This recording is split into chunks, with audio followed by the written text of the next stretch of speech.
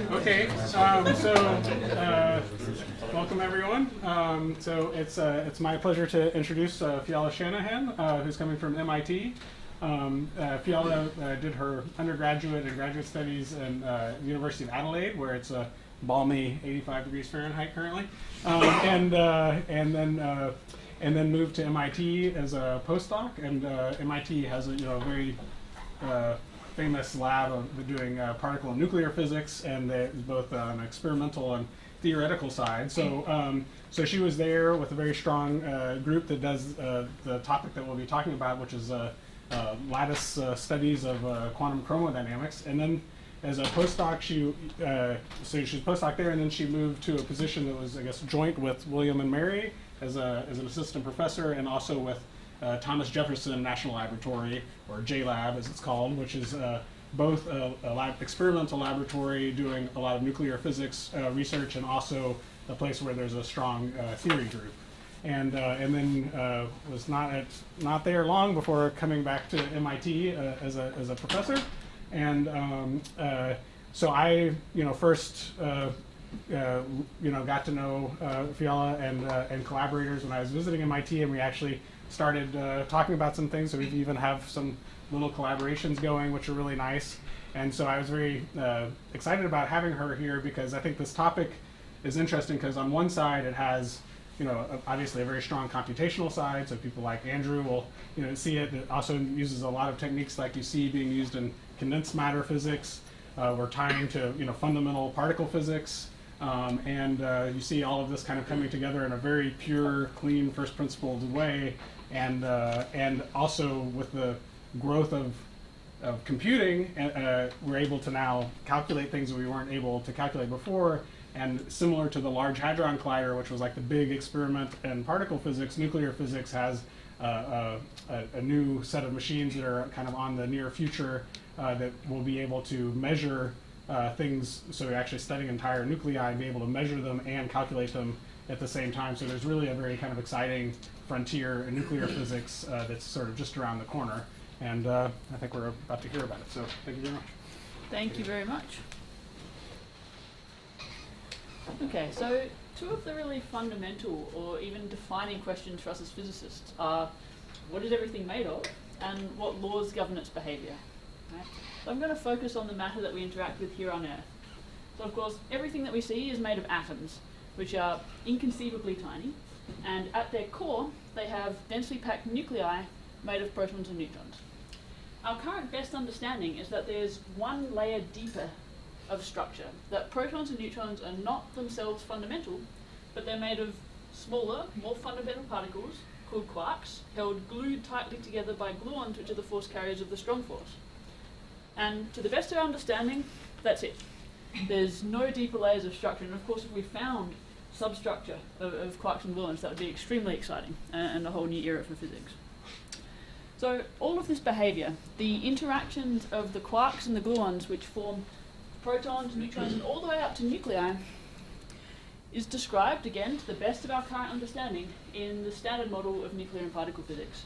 So this framework was written down in the 1970s, and it has been extraordinarily successful. It's also extremely beautiful. You can write down the equations on a mug or on a t-shirt. You can wear them. It has 17 fundamental particles. I already mentioned the quarks, the matter particles, which come in different types or flavors, so up, down, charmed, strange, top and bottom. There's leptons, like the electron, and its associated neutrino, and heavier cousins of those, the muon and the tau. There's force carriers for 3 of the 4 fundamental forces, so this incorporates the strong force, the weak force, electromagnetism, no gravity. Unifying the standard model with gravity would be, again, extremely exciting new frontier for us. So we have the photon, force carrier of the electromagnetic force, W and Z bosons, force carriers of the weak force. We've already mentioned the gluon, force carrier of the strong force, and of course the Higgs boson. So although this was written down in the 70s, it's only more recently that all of this particle content has really been complete. So the most recent things, the W and Z boson were found experimentally in 83, the top quark in 95, the tau neutrino in 2000, and then the last remaining piece was the Higgs boson, which was of course seen at the LHC in 2012, and with that, the particle content is complete. So this is, like I said, an extraordinarily successful theory. As just one example, the magnetic moment of an electron, so that's the torque that an electron feels in a magnetic field. This is the most accurately verified prediction in the history of physics. So computing the magnetic moment of the electron from the standard model, so if there are any students here taking quantum field theory, you'll understand when I say it's a heroic calculation to go to 5 loops and 12,000 Feynman diagrams. This took 30 years of effort, and as a result there are 12 significant figures on the calculation of the magnetic moment and also on the experimental measurement. So this is a verified prediction to that level of precision. That's just one example. Going to slightly more complicated quantities, if you think about firing an electron on a proton in a deep inelastic way, so the electron hits the proton and it breaks it apart, you can describe this in terms of quantity known as structure functions, and they depend on the energy scale that you're probing the photon with. And so here you see dots from various experimental measurements of these structure functions. The yellow lines that down here, the uncertainties are so small, and that's why they look black, not yellow, are from standard model calculations. And you see again, beautiful agreement between experiment and theory over many orders of magnitude. This is a log plot from 1 to 10 to the 5 GeV squared in energy. So verification of the standard model over many orders of magnitude. Now, this is of course beautiful, but we also know that the standard model isn't it, that there is more to the physics we observe. So of course one glaring example is dark matter. So we have evidence that the normal matter, described by the standard model so beautifully, that we interact with, is only about 5% of the energy distribution in the universe. A further quarter is dark matter, and then the rest we call dark energy to describe the fact that something is driving the accelerating expansion of the universe, rather than that expansion being slowed down by being pulled in from all of the matter in the universe. So clearly, a large part of things in the universe are not described by the standard model.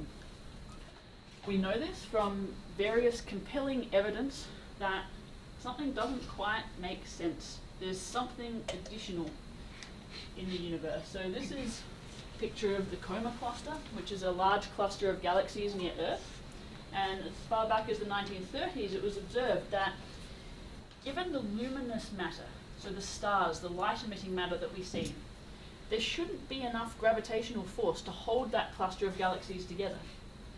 Of course, an answer might be if there's additional matter interacting gravitationally that we can't see. There could be enough gravitational attraction to hold it together.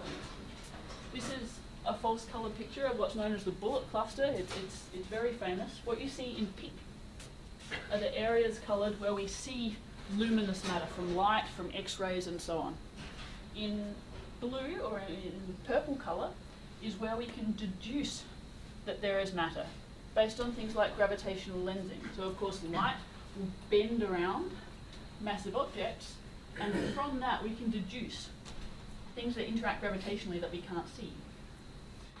So this separation between the visible matter and the matter that we know is there, that we can deduce is there, that's ruled out of being a statistical fluke to 1 part in 10 to the 15. And this is only one of a handful of observations of this separation of visible matter and matter that we know is there.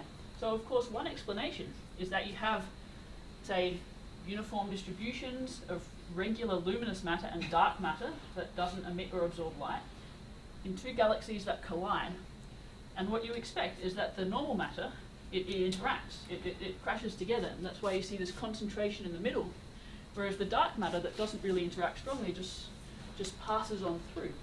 And so you see these sort of spherical blobs of dark matter that's just passed right on through. So again, that's a hypothesis. This could be explained by dark matter, and currently that's the best explanation we've got that fits all of this evidence. Just one more example, looking at the galactic rotation curves. So here's a galaxy, a nice spiral arm galaxy, and if we go out from the center along a radial direction, we can firstly calculate how fast we expect it to be rotating based on the matter that we can see in the visible disk. And secondly, we can measure it based on starlight or measurements of the 21 centimeter hydrogen line. And again, what we observe and what we calculate based on the physics we know doesn't match up. So a compelling explanation for these sorts of discrepancies is the existence of dark matter. And we can then compute how much of it there would have to be to explain these various effects. Another example of where the standard model isn't everything to describe what we observe. Within the standard model, neutrinos, so like the electron neutrino, don't have mass. What we observe, however, is that neutrinos oscillate. They change between flavors, between electron neutrino and tau neutrino, for example, as they propagate. Now this happens when the mass eigenstates and the energy eigenstates don't match up, and what you need for that is for neutrinos to have mass. So they're very light, so measuring their masses is another challenge, but we can certainly deduce that neutrinos are massive. Not part of the standard model. One more example, and we'll come back to all of these examples as we go through the talk. There's a matter-antimatter asymmetry in the universe. We, the planets, the stars, the galaxies, they're all made of matter, not antimatter. So if the Big Bang produced an equal amount of matter and antimatter, and the standard model treats matter and antimatter approximately the same, that there's some small variation, but not nearly enough to explain what we see, then you would expect matter and antimatter to annihilate, and eventually you'd have almost nothing left. Right? Instead, we have a lot of matter left over. So this would be explained if there was additional physics outside the standard model that treats matter and antimatter differently in that evolution from the hot, dense particle soup in the first few moments after the Big Bang to now, that has caused all of the antimatter to annihilate and there to be matter left over at the end. So again, that sort of interaction that treats matter and antimatter differently is not part of the standard model at this scale. Well, it's just not enough in the standard model. Exactly, there's not enough to describe as a this. matter of principle, it gives you. Yeah, there's some through the weak interaction, but not nearly enough to explain the antimatter asymmetry. So these are just some examples. Dark matter, dark energy, neutrino masses. Of course, gravity is not incorporated in the standard model. You have questions such as why are the scales of the different interactions, their strengths, so different from each other? Is that natural? Is it not? There's often nice tensions that emerge in things like B-meson decay from colliders. Sometimes they go away, sometimes they don't. So there's a list that you could add to of places where the standard model isn't quite everything. So how do we look to understand better physics beyond the standard model? There's a whole host of experiments at what we call the intensity frontier, looking to probe the rarest interactions of the standard model and look for deviations in say, decay rates from what we expect, and search for beyond standard model effects. So this class of experiments includes things like dark matter direct detection, where we bury a big vat of nuclei deep underground to isolate it from other effects and look for interactions of dark matter with our detector.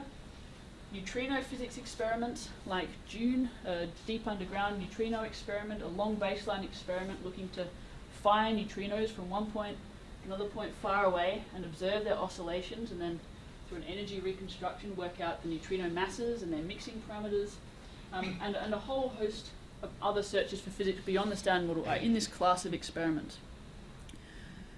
What they have in common is that they use nuclear targets.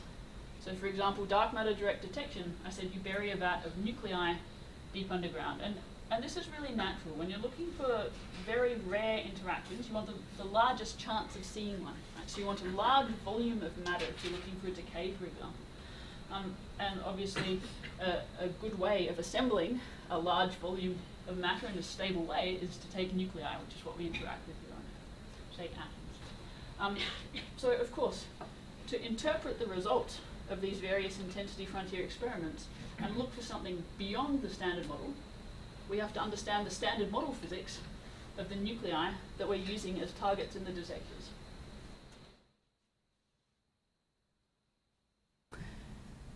So when I say we need to understand the standard model physics of nuclei, to make that more precise, what we'd often like to know are things called matrix elements, which describe the interactions of a nucleus with an external probe.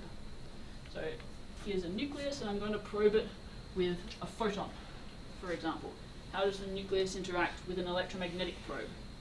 You can describe this through what's called an electromagnetic current matrix element. Here A represents the nucleus, this here represents our electromagnetic current, and this matrix element basically describes the charge distribution in the nucleus, for example. We can also look at the interactions of the nucleus with other probes, like a weak probe, and encode this in a weak current matrix element, which describes nuclear structure as seen by, for example, a weak probe. So to connect this to something,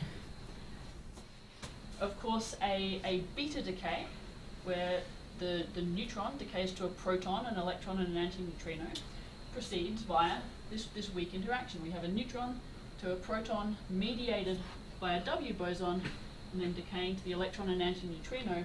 So this weak current matrix element, this part, that nuclear interaction part there, is what dictates or encodes the beta decay rate, for example.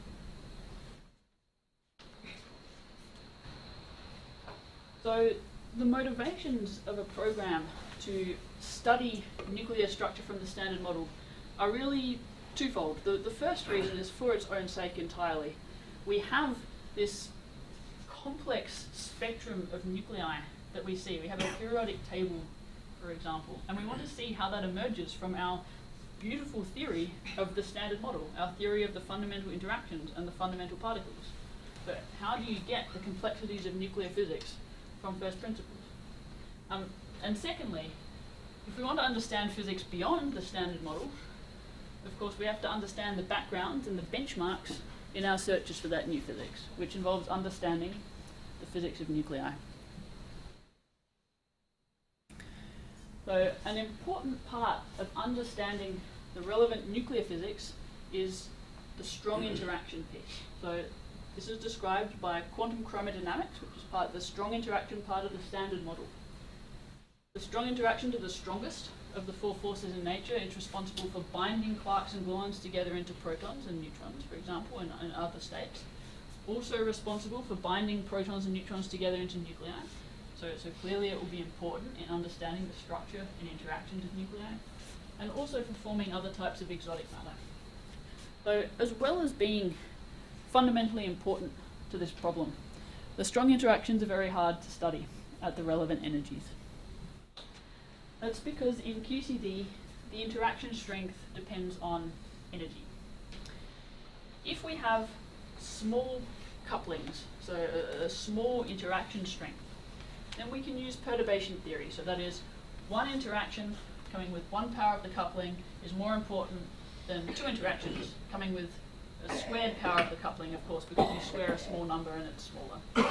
And then you say each additional interaction becomes less and less important, so if you're looking for an answer to some precision, you can stop this expansion at some point and have quantified uncertainties and say you understand to that given precision. Now, for QCD at low energies, we can't do that. It's non-perturbative, and the reason is that coupling becomes large at low energies. So the next order in a perturbative expansion is not less important than the current order you're at. You have to go to all orders in a non-perturbative way. This, of course, makes it challenging.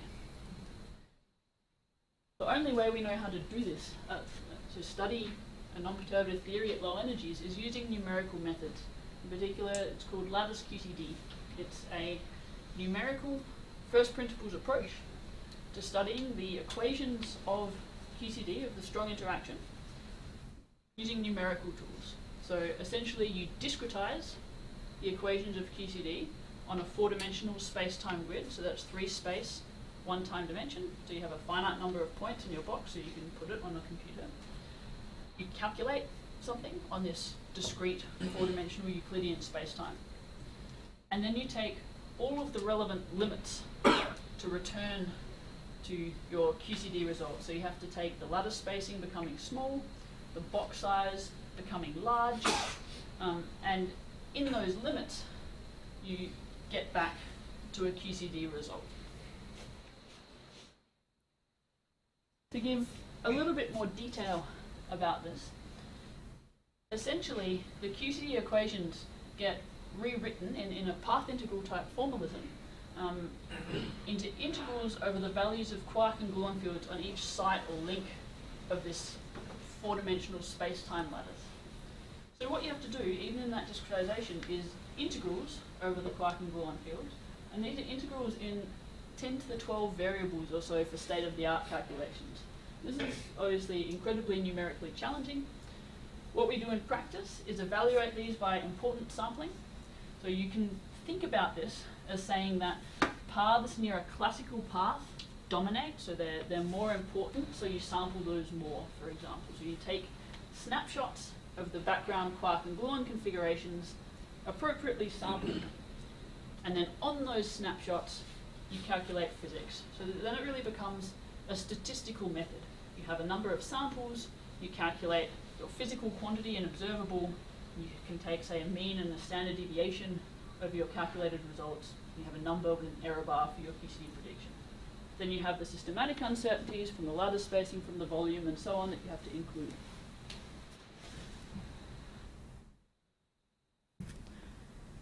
So, let's say we want to calculate the nucleon mass in this formalism. Conceptually, it's really quite straightforward. You create 3 quarks, because a proton has the quantum numbers of 3 quarks. Of course, it includes quark-antiquark pairs, any number of quark-antiquark pairs, gluons, dynamical fluctuations of the quantum vacuum, and we include all of those. But you create something with the right quantum numbers at some point, you annihilate it at a later point in Euclidean time. You tie together essentially your creation and annihilation operators in all possible ways. These are called contractions, and I'll mention that word again later. That corresponds to these tyings together. The QCD path integral that you're approximating numerically adds all of the quark and antiquark pairs and gluons in your dynamical calculation automatically as you're doing this process. And then calculating a proton mass, for example, you can write out the correlation of your initial and final states here. We call it a 2-point correlation function. If you write out that correlation function and insert a complete set of states, you can see that what you have is something that is the sum over the exponentials of the energies in every state with the right quantum numbers. You generate everything with the right quantum numbers, and they decay exponentially according to their energy. So you can form some combination of this correlation function, which in the right limit will give you back the ground state energy, because everything else decays faster, comes with a bigger exponent. So you can create from these correlation functions that you can calculate something that in some Euclidean time window will give you the thing you're trying to calculate, in this case the proton mass. So what that actually looks like in a real calculation is that this is against Euclidean time. At early Euclidean times you have contamination from excited states from different things with the same quantum numbers that your creation operators coupled to. At late Euclidean times, those have all died off exponentially, and you're left with something flat that you can fit a flat line to and extract, in this case, the proton mass. And so choosing different ways of creating 3 quarks can give you different overlap onto excited states, so you can have different approaches to flat from different contamination, but in the end you have the same result no matter how you do it. So back to calculating matrix elements, which as I said are the important quantities that tell us, for example, how a nucleus or how a proton interacts with an external probe. Really, this is the same thing. You insert 3 quarks or something with the right quantum numbers at some time. You annihilate them far away from that time, but now in the intermediate time step, you hit it with the probe, for example, with an electromagnetic probe or a weak probe. What's the state of the art for the error bars for the proton mass, let's say, what you described? Sub-percent? Say it again? Sub-percent? Sub-percent.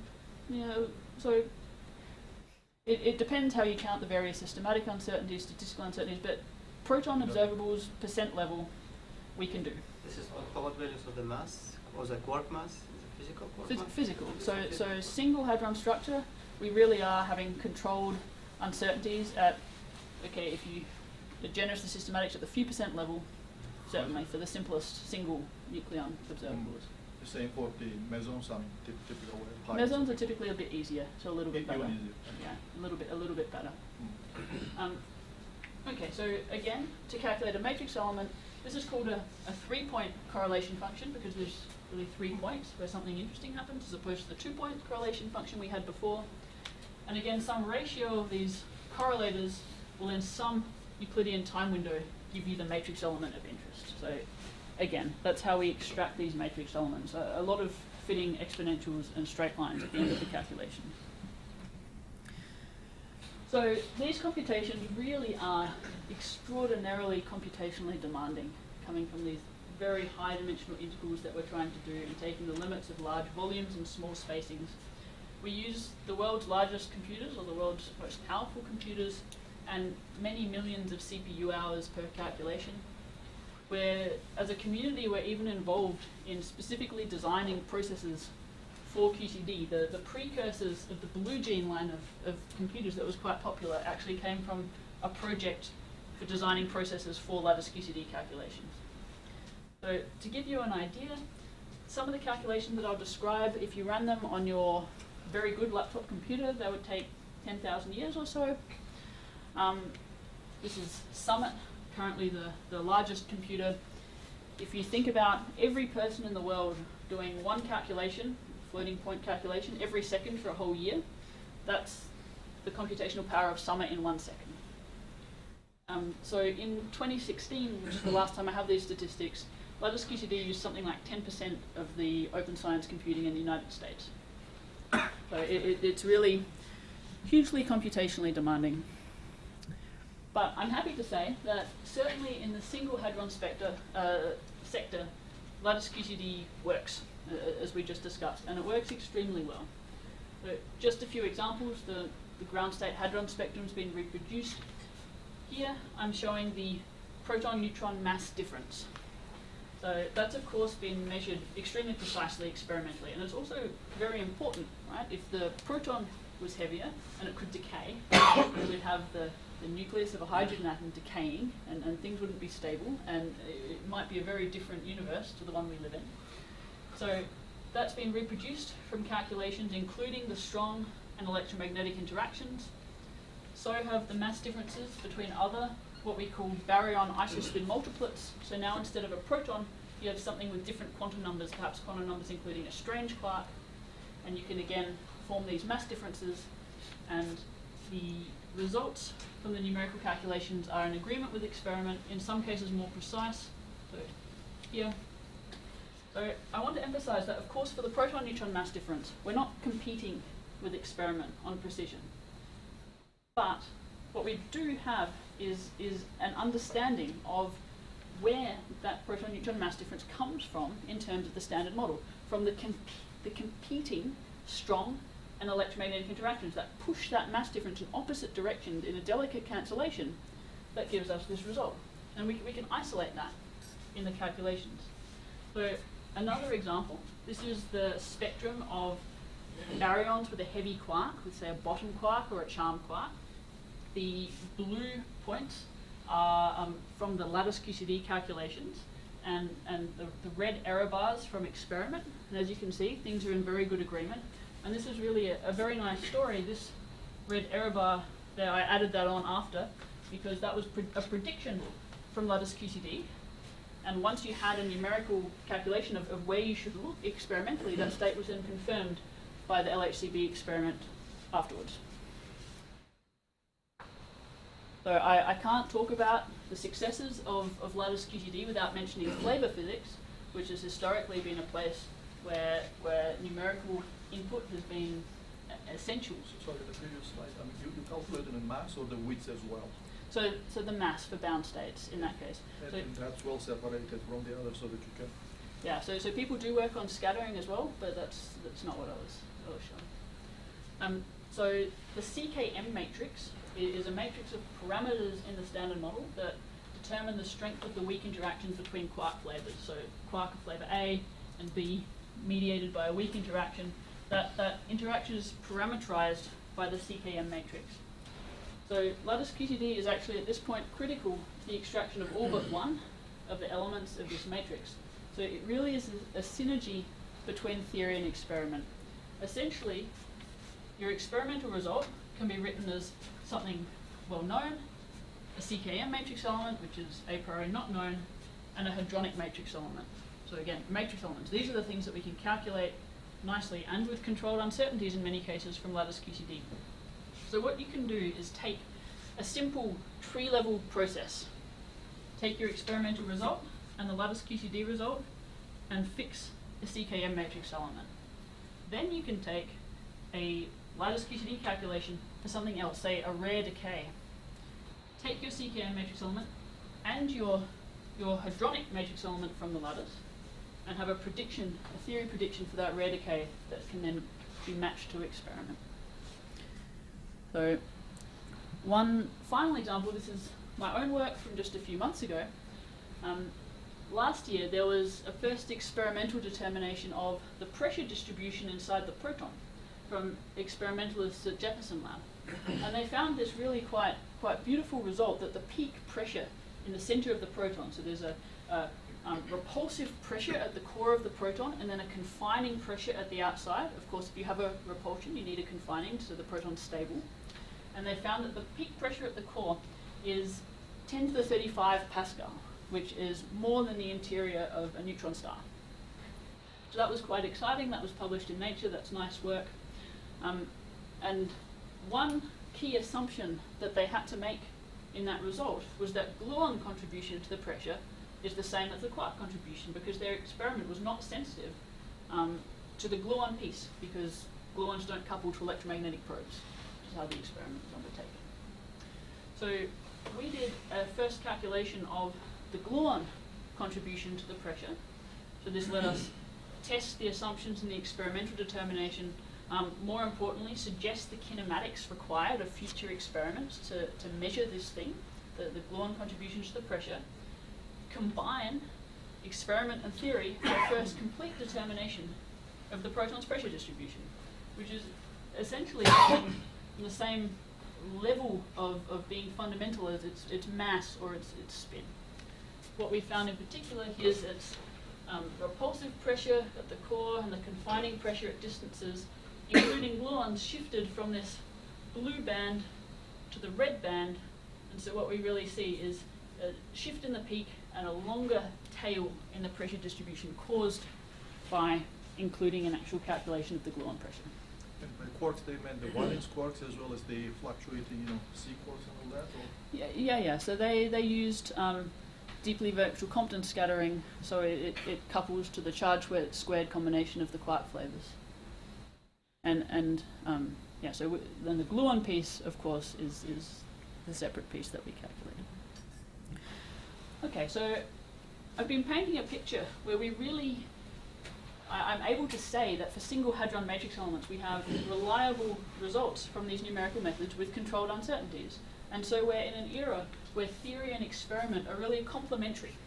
There are places where numerical calculations can guide experiment, places where numerical calculation can help interpret and understand experiment, and places where they come together to really give us new information at the edges of our understanding. The situation is very different for nuclear physics. And this is really because studying nuclei from first principles is extremely difficult. It's exponentially difficult, or exponentially more difficult than calculating the proton structure in multiple ways. So firstly, I described this statistical method that we use to calculate observables. The noise becomes exponentially worse with the number of proton or neutron degrees of freedom, essentially. Of course, we're calculating at the quark level, but the counting follows the numbers of protons and neutrons. So you need exponentially more samples to get the same error bars as you go to larger nuclei. It's also factorially worse. The number of contractions, so the number of ways you tie together your source and sink, becomes factorially worse as you go to larger nuclei. So clearly this is extremely difficult. Computationally, we can't just use exponentially more computing resources to calculate such things, because that doesn't exist. But this is exactly the program that we've been pursuing in what we call the LQCD, Nuclear Physics from Lattice QCD collaboration, where a small collaboration on the right is all of the senior people and postdocs, so just of various levels of active involvement, so just a handful of senior people. The first calculation of the spectrum of light nuclei was undertaken by the collaboration in 2013, so this is really just 5 years old, and when I say a calculation of the spectrum of light nuclei, this was a calculation with unphysical values of the quark masses. So the reason is that it's computationally much cheaper to have heavier quarks. Essentially, you have to do a lot of matrix inversions in solving the Dirac equation, and the matrices get closer and closer to being singular as the quark mass gets lighter, so they're computationally more expensive. So trying to do something for the very first time, like study nuclear physics from the standard model, a natural thing to do is make the calculation as cheap as we can, so we go to larger than physical values of the quark masses. So these calculations were undertaken with pions that are 800 MeV or 450 MeV. The pion's 140 MeV in nature. Now, this year, we're running with very close to physical values of the pion masses. So I don't have results to show there yet, but we're really making that transition right now. So just to say something about what this means to be looking at a universe where pions are 800 MeV rather than the 140 MeV that we actually have. Here's the spectrum of light nuclei from the 2013 paper. So the error bars are smaller now, but this was the original work. So the deuteron, for example, is bound by a couple of MeV in nature. In our calculations, at 800 MeV, it's bound by about 20 MeV. So it's more deeply bound. And the same is really true for the rest of the spectrum. Dineutron, helium-3, helium-4. So we've gone up to 4 bodies. These, of course, have strange quarks instead. So again, up to 4 bodies, but with some strange quark quantum numbers included. And what you see across the board, it's really quite remarkable. Firstly, this spectrum resembles the physical spectrum extraordinarily well for a world where we've gone to 800 MeV pions. That's really quite remarkable. It looks a lot like nuclear physics in nature with deeper bindings. So I want to focus on a couple of recent results. Here are some highlights from the last year or two. And I want to talk about double beta decay and the scalar matrix elements of light nuclei, which, as you'll see, tie into the beyond standard model physics that I introduced at the start. Sorry, again, before you move forward. So I guess it would depend what do you assume for lambda QCD, right? What's the rho meson mass that contributes to a deuteron? So unless you somehow synchronously changed it also, Yeah, I would imagine it would give you very different answers because... Yeah, so what we fix are the bare quark masses, essentially. So we really do have QCD on a discrete spacetime with the free parameters of QCD are the free parameters in our theory. So we set the bare quark masses, and they give us 800 or 450 MeV pions, and they give us whatever the rho mass is. Oh, so those are constituent masses? Yes, Oh, yes okay. they are. And then with those, you go with rho, and that's how it goes. Yes, exactly. Okay. So we really do have the same free parameters as QCD, which give us a resulting larger than physical pion mass. So some exciting results from the last year. I'll only get to talk about a couple of them. So I just want to highlight, in 2017, we calculated proton-proton fusion for the first time. So this is the first step of the chain reaction that powers the sun and other cooler stars. And so we were able to calculate that from the standard model for the first time, which was, albeit at larger than physical quark masses, which was extremely exciting. Something I'm particularly excited about is the gluon structure of light nuclei. Kyle hinted towards this at the start, that there's an electron-ion collider program gaining momentum in the United States, whose target would be to really understand the gluon structure of hadrons and nuclei to a far greater extent, so we're able to set predictions ahead of those experiments and provide guidance to the development of that program. But for today, double beta decay and scalar matrix elements. So coming back to this slide that I had before, the standard model isn't everything, and as I said, to interpret the results of some of these experiments searching for physics beyond the standard model, we have to understand nuclear physics, including things like matrix elements. So let's talk about neutrino masses and the matter-antimatter asymmetry. there's a nice class of theories which would give us a nice explanation for neutrino masses, and not just for the masses, but for why they are so extremely light compared to everything else. It's called a seesaw mechanism. Essentially, you have the super light neutrinos that we see, as well as super heavy partners of those neutrinos, and this extreme difference is generated by the diagonalization of a mass matrix. These super heavy partners we haven't seen. They would have been created in the early universe and then decayed since then, and they're far too heavy for us to create in particle colliders. What this explanation, which I'm glossing over a little bit, also includes is that the neutrinos have to be their own antiparticles. That is, they are Majorana particles. So this is something testable, right? Are neutrinos their own antiparticles? This would imply that lepton and baryon numbers can change. It also might give a possible explanation of the matter-antimatter asymmetry in the universe. This would be a nice explanation tying various pieces of the beyond standard model physics that we observe together. But the question, are neutrinos their own antiparticles? So, of course, for charged particles, we know whether charged particles are their own antiparticles. The electron and the positron are different. They respond differently in an electromagnetic field, for example. They have opposite charge. For neutrinos, which are neutral, well, either they are their own antiparticles, which we call a Majorana neutrino, or they're not, which we call a Dirac neutrino. So this really is a very fundamental question about the nature of neutrinos. How we can get at that experimentally is via a process known as double beta decay. Beta decay, of course, is a neutron decaying to a proton, an electron, and an antineutrino. So a certain set of nuclei allow double beta decay. That is, two of these decays happening at the same time. For example, here, germanium to selenium, the single beta decay, the arsenic, that's suppressed by this difference in the mass excess. So the double beta decay is in fact favored. So there are some nuclei where we can observe that, and this is the rarest observed process in the standard model. It's been experimentally measured.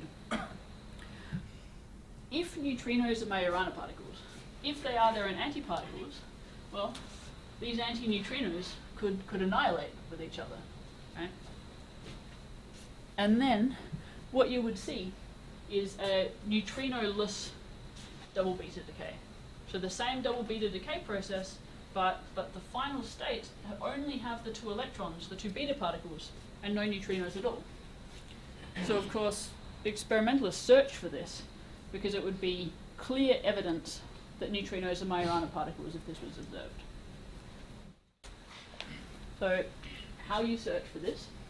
Well, you look for these double beta decays, and you hope to see some that are neutrinoless. So what that looks like in some arbitrary units, if you look at the summed energy of the electrons coming out of your double beta decay over the total decay process energy. For a neutrino full beta decay, we have this nice smooth peak, of course, because the neutrinos carry away some of the energy as well. If there are no neutrinos to carry away the energy, the electrons, the two betas, carry all of the energy, so you'd see a peak in this right at 1, where the electrons have all of the energy of the decay. This is not to scale. This peak is really much smaller, and we're looking for that peak. Right? It hasn't been observed yet. So what exists at the moment are limits on this double beta decay interaction. The most sensitive experiments use very large nuclei, and the limits are currently on a half-life of 5 times 10 to the 25 to 5 times 20 to the 6 years. To give you an example of really how difficult this experimental search is, if the half-life is 5 times 10 to the 26 per ton of nuclei in your detector, you would expect 10 of these events in a year. If the half-life is 5 times 10 to the 28, you would expect 0.1 of an event per year in a ton scale detector. So putting further limits is extremely challenging. There's a whole host of next generation efforts, so research and development for ton scale detectors looking for neutrinoless double beta decay. This is just a snapshot of these various programs. So, wouldn't it be fantastic if we could say from a theory calculation, well, this nucleus is better to use than that nucleus because you expect more counts per year, right? You can make a more sensitive experiment with less volume of detector and less time. Unfortunately, we can't do that at the moment. This double beta decay, coming back to matrix elements, is dictated by this two weak interaction matrix element with the nucleus. That's what dictates this half-life. And model calculations of this matrix element, this is the matrix element for zero neutrino double beta decay. Model calculations using different models give you really significantly different answers and no error bars. So you look here for different nuclei. The dots are from different models. Quasi-particle random phase approximation, interacting shell model, various nuclear physics models that you might think of. And you have these really significant variation and therefore significant uncertainties that you must infer.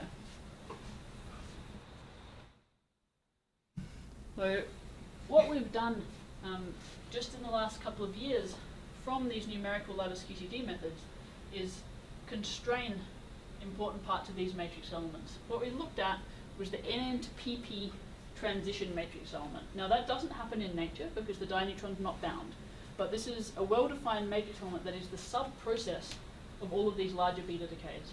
Of course, in a double beta decay of a large nucleus, you have an NN to PP transition. So we calculated this, and what we particularly were looking for is for a deviation from what's currently assumed in models, which is that this can be described as two single beta decays. One of the neutrons decays, and then one of the protons decays, and you have this NP, this deuteron intermediate state. So in our calculations, we can separate out a deuteron intermediate state from a true short distance two-body effect, which is typically not included in these various models. And what we found is really potentially significant short distance effects. It's not suppressed by orders of magnitude. It's at roughly the same scale as the propagating deuteron intermediate piece. So this is important, shouldn't be neglected, and of course the next step is to connect this to models and effective field theory systems. So it's going to be a long time before we can do lattice calculations of, for example, calcium, that's in the 40s of protons and neutrons. It's the lightest nucleus that undergoes double beta decay from first principles. But what we can do is take those models, which have arguably the right degrees of freedom, proton-neutron degrees of freedom for nuclear physics, and constrain their parameters based on standard model calculations. So grounding these nuclear many-body methods in the standard model. That's equally good, isn't it? Yeah, that's good. Are you trying to calculate the neutrinoless decay rate or the two neutrino decay rate? Well, so we're trying to do both. What I just showed was for neutrino full. It's slightly easier. It's essentially the same process, but then for neutrinoless we have to integrate over that neutrino energy, which we're doing now. So your slide said that's a 10 to the 19 half-life? I'm sorry? Your slide said that half-life is 10 to the 19? Back. Which slide? Yeah. Further back? For the normal, yeah. Ah. Yeah, so the neutrino full double beta, which has been observed. Right, but I mean, so isn't that something that you could just measure? Because that's like counts per gram per year, right? Yeah, exactly, you can, and it has. But the thing is, if I want to predict the neutrino-less double beta decay rate to give guidance to experiments, this nucleus is better than that nucleus, once you've put this limit on it that rules out minimal extension of the standard model and so on, then you really want to trust your calculations of the neutrino full double beta decay where you can test it, right? So that's sort of the test. If you can't reproduce that, then you're not going to trust anything for the decay that you can't measure as a prediction. Right, so really we want to do both. We want to confirm that our models or our methods or our direct calculations work on the neutrino full case. Yeah, exactly.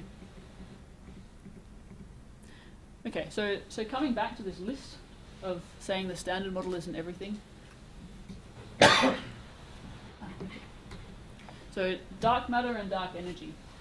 Like I said, we have deduced that a quarter of the energy density in the universe is dark matter. That's matter that we don't see, we don't understand, it doesn't emit or absorb light. There are a huge number of models for what dark matter could be, but not many constraints.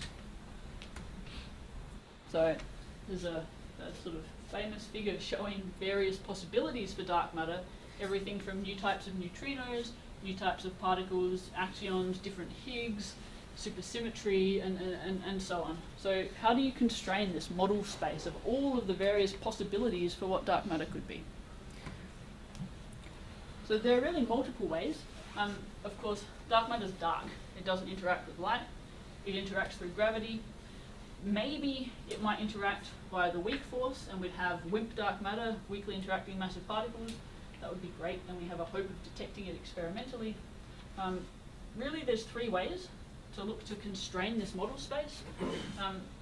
Produce dark matter at colliders. So take two standard model particles, smash them together, hope dark matter comes out, and that you see it because it escapes your detector as missing energy. Indirect detection, so looking this way, dark matter annihilates somewhere in the universe, and we can see the effects of that and deduce something about the production of dark matter. I'm going to focus on direct detection. So essentially, you have standard model particles, like I said, very deep underground. Wait and hope dark matter hits. Of course, the detection rate depends on the properties of dark matter, and in particular, the probability for dark matter to interact with the nucleus that you've used in your detector. So here are limits on the interaction of WIMPs, these weakly interacting massive particles, with the nucleon from direct detection experiments. This is the mass of a hypothetical weakly interacting massive particle. This is the interaction cross-section between your WIMP and a nucleon. And these are exclusion limits, so everything above these lines has been ruled out by the fact that we haven't seen dark matter particles yet.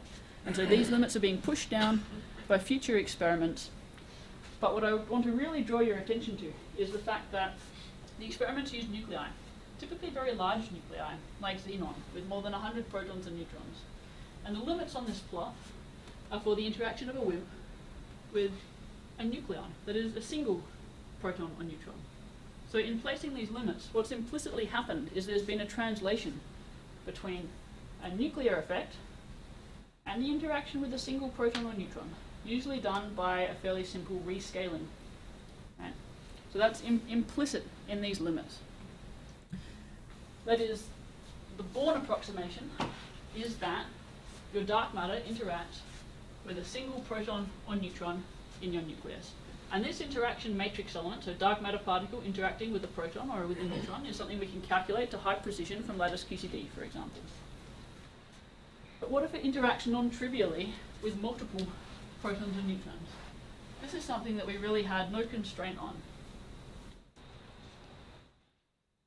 So we did this calculation, again, still at unphysical values of the Parn mass, so there are still systematic uncertainties and caveats on this.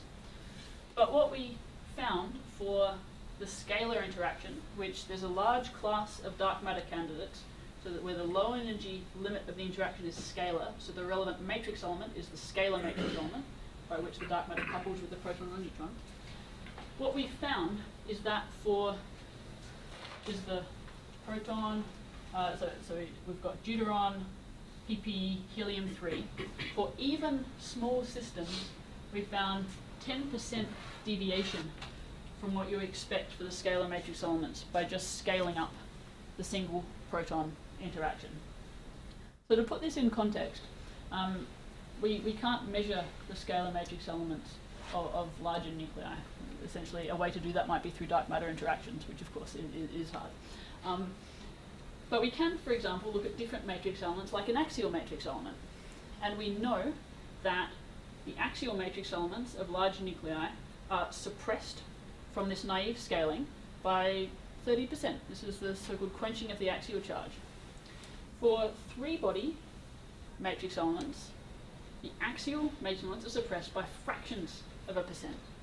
So that suppression increases by orders of magnitude as you go from 3 up to the large nuclei relevant to the experiment. So we've seen that the scalar matrix element has far more significant effects in light nuclei. So then if you say that's going to scale, the other example that I have scales by orders of magnitude, you're really saying that you have completely uncontrolled uncertainties on the interaction of scalar matrix elements with the large nuclei relevant to experiments. So like I said, this is not a physical calculation, but if this result persists, if we really see these unexpectedly large multi-body effects, you can't neglect them in the interpretation of dark matter direct detection experiments. So putting limits on dark matter models from not seeing dark matter or interpreting a signal for dark matter in terms of existing models has massive unconstrained uncertainties. If the deviation is order 1 from now scaling, what would be the physics that you would think is responsible for it? There are so many possibilities, right? It has to be the nuclear physics, right? I'm not. Yeah, right. So I mean, what we'll see is we'll see this. Ultimately, the cause being the quark and gluon interaction encoded in QCD, right? You're asking me to interpret that by some nuclear physics model, right? Is that the question? Well, I was already constraining. You have protons and neutrons interacting via pions and rhos and all that. In that language, whatever result you get has to have explanation in that language. Yeah, right. So you'd.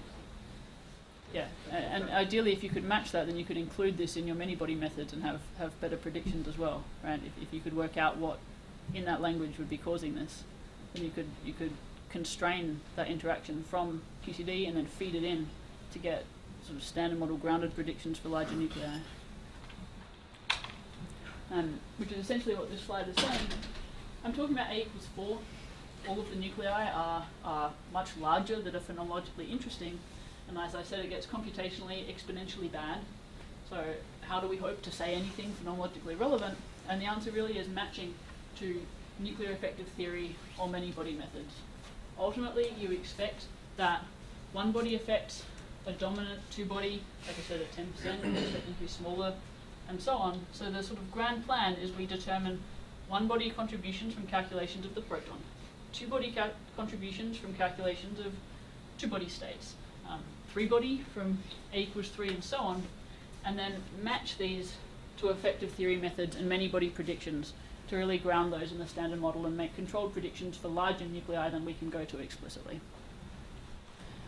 So I've got just a couple of slides on some exciting ways that we're trying to push forward, because of course it would be very nice if we could go to larger nuclei than A equals 4 with finite computational time. Like I said, I already motivated scalar matrix elements in A equals 131, that xenon, are particularly interesting. The double beta decay rates and the lightest nucleus is calcium, that A equals 48, that's far beyond what we can do.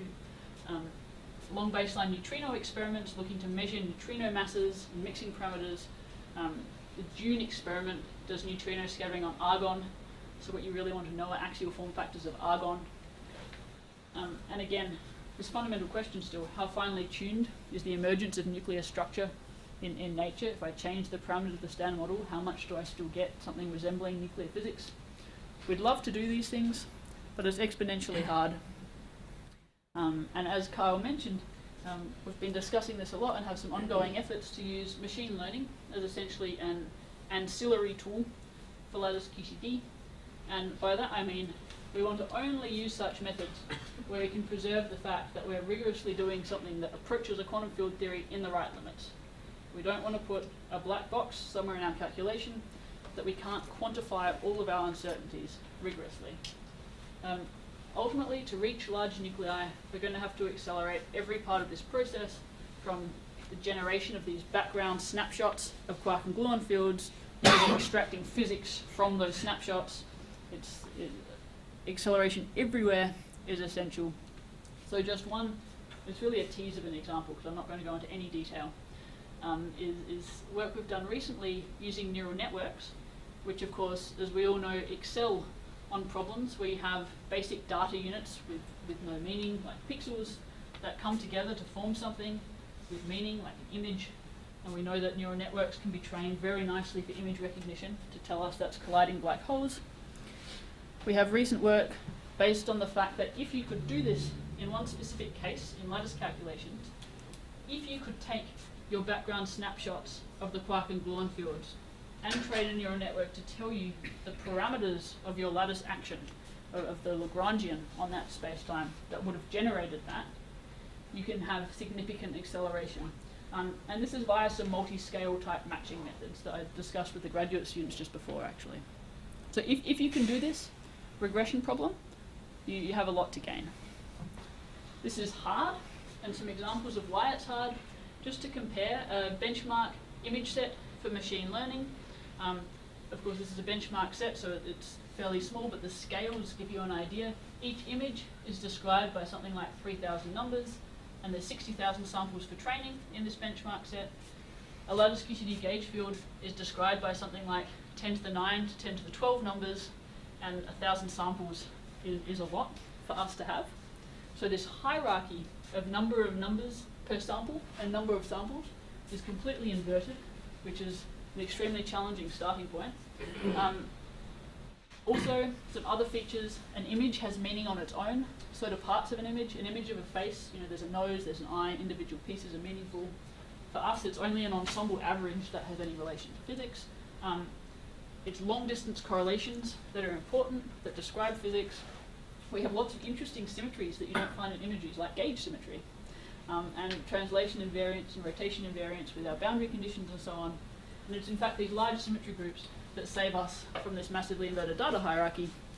So recently we did work that shows you can take your lattice QCD gauge fields described by 10 to the 7 to 10 to the 9 real numbers, feed them through a neural network, and get out a few parameters of the lattice action. This is of course great. It's in theory complete. It uses all of the information. Once it's been trained, there's investment in training, but we can actually do this all in this multi-scale method at the coarse scale, so it's fairly affordable. And this works. We of course have to use custom network structures that respect the physics symmetries of the problem. There's no way you can try to learn them stochastically for such large symmetry groups like you might do with images, that a cat over here is the same as a cat over there. We can't just learn that by adding training data with cats moved about the image. Symmetry groups are too big. Emphasizes QCD scale physics. Just, again, a teaser of the result. In this particular problem, we had two relevant parameters in our action, a parameter related to the lattice spacing and a parameter related to the quark mass. And we wanted to say, given quark and gluon fields, what are the parameters that are relevant? And here are the actual parameters. The predictions are these ellipses. That direction of elongation is actually exactly the direction of constant simple physics. So this is a meaningful direction for the neural network to be unsure in. It's essentially direction of constant physics. We can make predictions for new points, much more closely spaced than the training data. This works extremely well. Essentially, at this stage, we have a proof of principle that gives us fine lattice generation at significantly reduced cost. So these are really roads forward. A couple of other roads that my group's exploring, for example, is what about possibilities of near-term, noisy, small quantum computing? Are there parts of our calculation where you could do, say, a very small calculation on a noisy quantum computer and still have something that would accelerate your code? And something that I'm particularly excited about is FPGAs, field programmable gate array hardware, where essentially you can reconfigure the chips as an end user to some extent without having to print custom silicon. And we see this as a way forward to get at some of these things that are orders of magnitude away from what we can do now. Essentially, you could think about building a computer optimized for a single calculation. You want to know the proton charge radius. You take essentially the cost of a new experiment to measure the proton radius, something like a few $1 million. You instead build a computer optimized for the calculation of the charge radius. You can do a calculation that at the moment is unattainable using the paradigm of national, universal, non-optimized computing resources that we all share. So this is a potential way forward. So this is really the summary. The upshot is that we're just at the start of an era of being able to study nuclei directly from QCD. The sort of results I showed, they're phenomenologically interesting, but they have uncontrolled systematics. The pion masses are much heavier than in nature at the quark masses we've been using, for example. This is really a development in the last 5 years that we can do nuclear structure at all from these methods. And so the near future, where we're really going to have systematics controlled for these Lattice Q nuclei over the next 5 years or so. We're in progress in calculations. And again, these matrix elements are important to experimental programs and new physics searches. So I talked about dark matter direct detection, double beta decay. I also mentioned briefly the electron-ion collider to be a machine to study, for example, the gluon structure of nuclei to new precision, which is another important part of what we're doing. Thanks.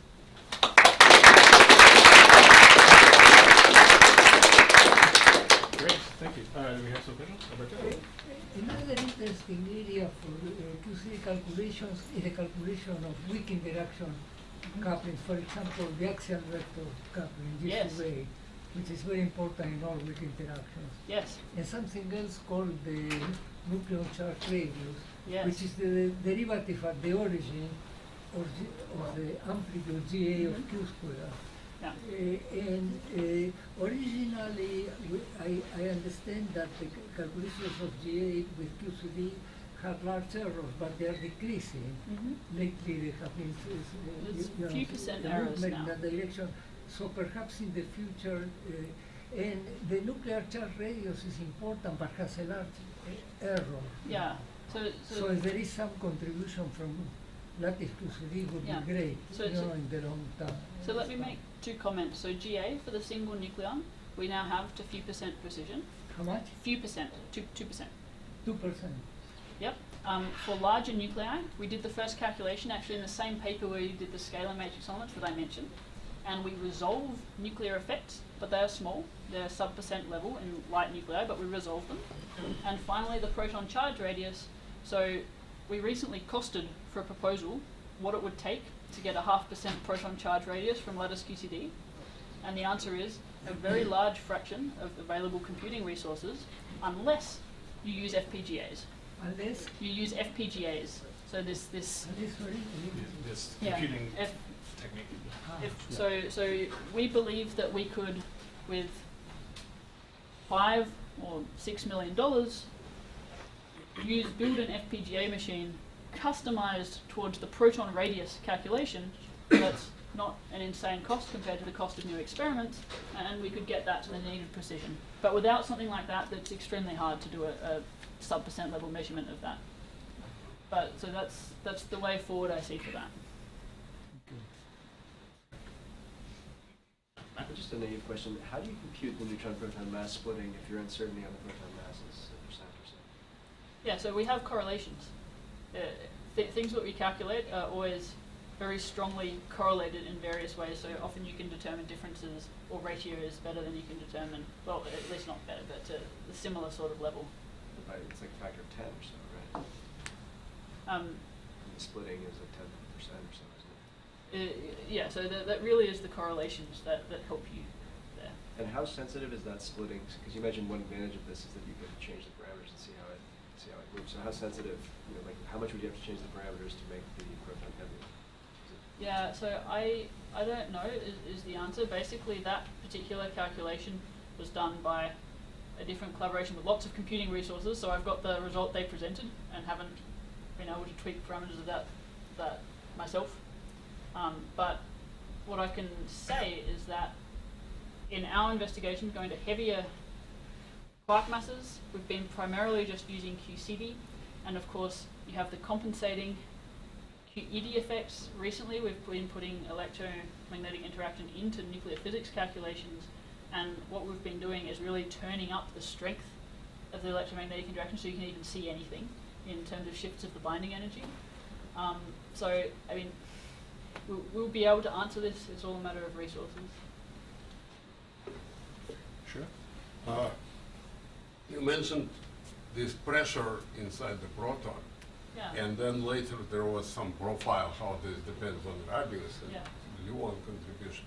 What exactly the definition of this quantity? Is it energy density or it's something else? Yeah. So What is it? So if you write out, actually I think I have a backup slide that defines this. Let me see. Yeah, so if you write out the energy momentum tensor, the Okay. QCD. So this is just got the gluon piece in here, but you can also include the quark piece. Yeah. Then it can be decomposed into different Lorentz structures Okay. as here. And so there's three different what we call generalized form factors that are the coefficients of these three different Lorentz structures. You can get some intuition for what these are, is that the limit with no momentum transfer of this is the momentum fraction. So it has to sum to 1 for quarks and gluons. The limit of this with no momentum transfer is related to the spin. So you have a half as the sum rule between quarks and gluons. And this third one, it's called the D term. The pressure is determined by that. So it's you take the Fourier transform of this D term generalized form factor, and then I might even have the exact relation on another slide. Right.